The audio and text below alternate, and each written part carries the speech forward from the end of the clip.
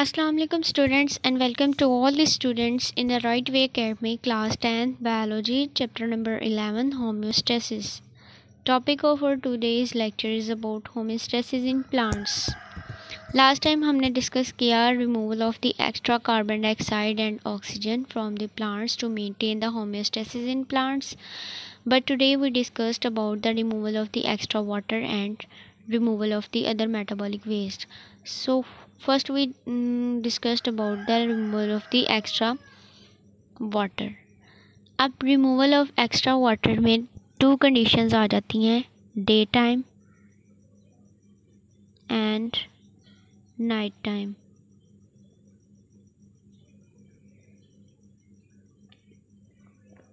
अगर हम day time की बात करें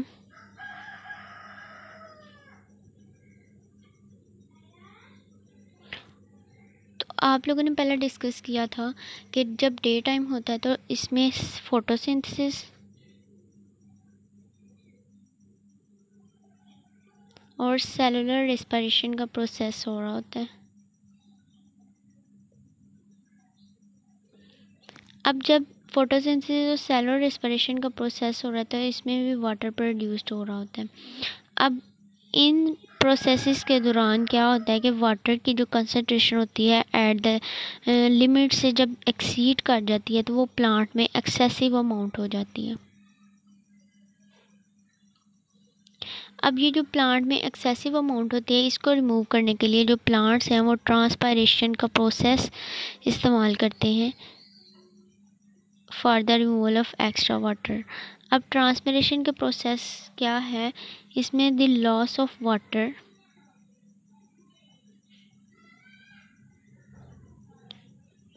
in the plant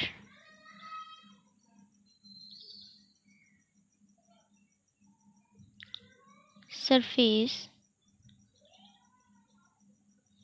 in the form of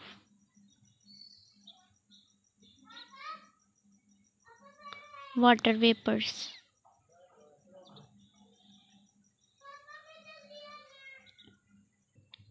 अब ट्रांसपायरेशन के थ्रू जो है वो प्लांट अपने एक्सेस अमाउंट ऑफ वाटर जो है वो रिमूव करते हैं. अब ये रिमूव किसके थ्रू होता है, स्टोमेटास के ज़रिए, बिकॉज के स्टोमेटास जो हैं वो टर्जिट हो जाते हैं due to the excessive amount of the water. तो डे टाइम में स्टोमेटास ओपन होते हैं, इनके ज़रिए जो है वो ट्रांसपायरेशन का प्रोसेस बहुत अच्छे तरीके से होता है जिसकी वजह से डे टाइम में प्लांट से excess amount of the water remove हो जाती है.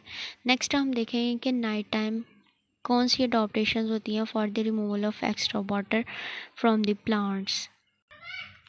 नेक्स्ट हम देखेंगे कि नाइट टाइम में क्या होता है कि नाइट टाइम में ना तो फोटोसिंथेसिस हो रही होती है जिसकी वजह से कोई भी ट्रांसपिरेशन नहीं होगी और ना ही सनलाइट प्रेजेंट होती है कि जिसकी वजह से जो है वो टेम्परेचर या ह्यूमिडिटी का कोई भी फैक्टर इफ़ेक्ट करे और ट्रांसपिरेशन हो.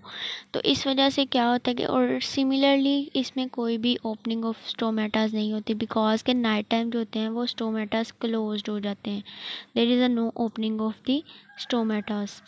सो नाइट टाइम क्या होता है कि जो सॉइल में वाटर एक्सेसिव अमाउंट में प्रेजेंट होता है वो रूट्स की तरफ मूव करता है, अपवर्ड मूव करता है रूट्स की तरफ मूव करता है अपवर्ड और लीव्स में चला जाता है. अब जब लीफ में आएगा तो यहाँ पे क्या होगा, एक्सेसिव अमाउंट ऑफ वाटर हो जाएगी फ्रॉम द नॉर्मल लिमिट. अब यहाँ पे क्या होगा कि जो प्लांट्स के लीव होते हैं उनके एजिस पे वाटर बाहर आना शुरू हो जाता है और वो ड्रॉप्स की शेप अख्तियार कर लेता है.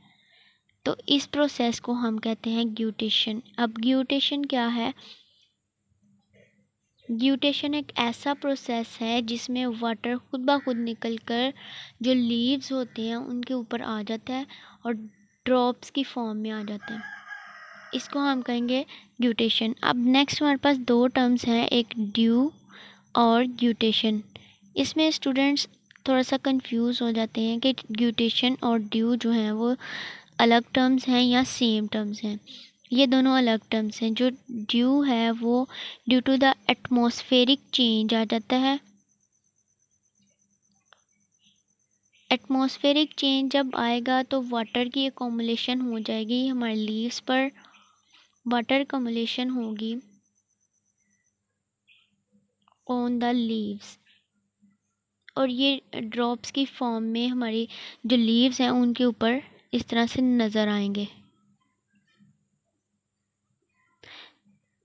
Due to the atmospheric change जो होगा वो ड्यू होंगे, और due to the excessive amount of the water then the water comes on the leave in the form of the drops, then हम उसे कहेंगे ग्यूटेशन। ये एटमॉस्फेरिक चेंज की वजह से नहीं होता, बल्कि एक्स्ट्रा वाटर जो होता है वो प्लांट्स में प्रेजेंट होता है, उसके बाहर आने की वजह से जो है उसको हम उस प्रोसेस को कहेंगे ग्यूटेशन। स्टूडेंट्स, हमने देखा कि वाटर एक्स्ट्रा वाटर की रिमूवल हम किस तरह से कर सकते हैं। नेक्स्ट हम देखेंगे कि removal of other metabolic waste plant में किस तरह से होती हैं।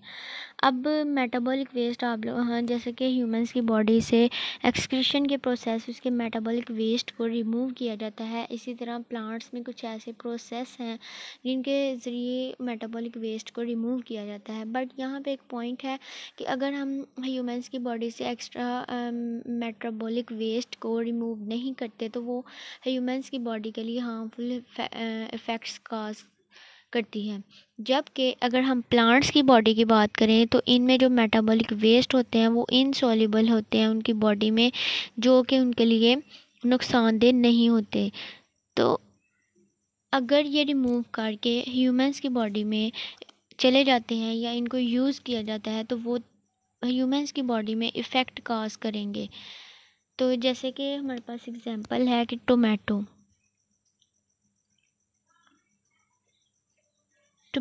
इसमें कैल्शियम ऑक्सलेट प्रेजेंट होता है, जो कि अगर प्लांट्स की बॉडी में रहे तो वहाँ पे इफ़ेक्ट काज नहीं करता, जबकि अगर वो ह्यूमंस की बॉडी में यूज़ हो रहा हो तो वो इफ़ेक्ट काज करेगा। अब टोमेटोज़ हैं, इनमें कैल्शियम ऑक्सलेट क्रिस्टल्स की फॉर्म में प्रेजेंट होता है, तो जब ये ह्यूमंस की बॉडी में चला जाएगा तो वहाँ पे ये किडनी स्टोन्स का बायस बनेगा। किडनी स्टोन्स, तो इसलिए इन मेटाबॉलिटीज़ को यूज़ करना ह्यूमंस की बॉडी के लिए इफ़ेक्ट काज करता है। इसलिए कहा जाता है कि ग्रीन वेजिटेबल्स जो होती हैं, ग्रीन वेजिटेबल्स जो होती हैं उनका यूज़ जो है वो बहुत कम करना चाहिए या एक प्रॉपर वे में करना चाहिए, ताकि ह्यूमंस की बॉडी को उसका इफ़ेक्ट ना हो। बिकॉज़ कि जो ह्यूमंस की बॉडी में अगर ग्रीन वेजिटेबल्स का इस्तेमाल ज़्यादा हो तो उनमें कैल्शियम ऑक्सलेट बहुत ज़्यादा अमाउंट में प्रेजेंट होता है, जिसकी वजह से किडनी स्टोन बनने का चांसेस बहुत ज़्यादा होते हैं। तो इसलिए हमें एक लिमिटेड अमाउंट में इनको यूज़ करना चाहिए। नेक्स्ट हमारे पास प्लांट्स आ जाते हैं जो कि रिमूव करते हैं अपने मेटाबॉलिक वेस्ट को। सीजनल फॉल आउट होता है लीव्स का। इसमें हमारे पास जो है वो ऑटम के सीज़न में जो लीव्स होते हैं वो शेड आउट हो जाते हैं, shedding of the leaves in the season of autumn. Shedding के प्रोसेस के ज़रिए जो है वो प्लांट्स अपने मेटाबॉलिक वेस्ट को रिमूव करते हैं। इसमें क्या होता है कि जो लीव्स होते हैं वो येलोइश हो जाते हैं। अब ये जो येलोइश लीव होते हैं ये एक तरह से बेनिफिट होते हैं सॉइल के लिए, क्योंकि इनके अंदर फर्टिलिटी प्रोडक्ट्स प्रेजेंट होते हैं, जिसकी वजह से अगर इनका डिके सॉइल में हो तो वो सॉइल की फर्टिलिटी को भी इंक्रीज़ करते हैं। नेक्स्ट अदर मेटाबॉलिक प्लांट्स जो होते हैं वो अपने जो मेटाबॉलिक वेस्ट हैं उनको किस तरह से रिमूव करते हैं, उनके डिफरेंट प्रोसेस होते हैं। लाइक अगर हम प्लांट्स की एग्जांपल लें, अब डिफरेंट जो प्लांट्स हैं वो अपने डिफरेंट मेटाबॉलिक वेस्ट को डिफरेंट फेज में क्योंकि उनके डिफरेंट क्राइटेरियाज होते हैं जिनके ज़रिए वो अपने मेटाबॉलिक वेस्ट को रिमूव करते हैं। अब अगर हम रीजन प्लांट्स की बात करें जो कि कॉर्निफोरस प्लांट जो ट्रीज़ होते हैं वो रिलीज़ करते हैं, कॉर्निफेरस ट्रीज़ जो होते हैं वो रीजन्स को रिलीज़ आउट करते हैं। ये उनके अंदर एक मेटाबॉलिक वेस्ट होता है। इसी तरह जो गम्स हैं वो रिलीज़ की जाती हैं कीकर जो ट्री है उसके ज़रिए। और म्यूसिलेज स्टिकी गम लाइक स्ट्रक्चर होता है जो कि कॉर्निवोरस प्लांट्स। और हमारे पास आ जाते हैं लेडी फिंगर हम भिंडी को कहते हैं लेडी फिंगर। इनमें से भी जो कॉटिलेजिनस म्यूसिलेज मेटाबॉलिक वेस्ट होता है वो रिमूव किया जाता है। तो स्टूडेंट्स, आज के लेक्चर में हमने देखा कि ऑस्मोसिस होम्योस्टेसिस इन प्लांट्स किस तरह से मेंटेन रखा जाता है। तो नेक्स्ट लेक्चर में हम देखेंगे कि होम्योस्टेसिस इन ह्यूमंस किस तरह मेंटेन किया जाता है। सो थैंक यू, अल्लाह हाफिज़। और स्टूडेंट्स, इस चैनल को लाइक करें, सब्सक्राइब करें एंड शेयर करें। और अगर कोई आपको क्वेश्चन है, कोई क्यूरी है, तो आप वो कमेंट सेक्शन में पूछ सकते हैं। ओके, थैंक यू, अल्लाह हाफिज़।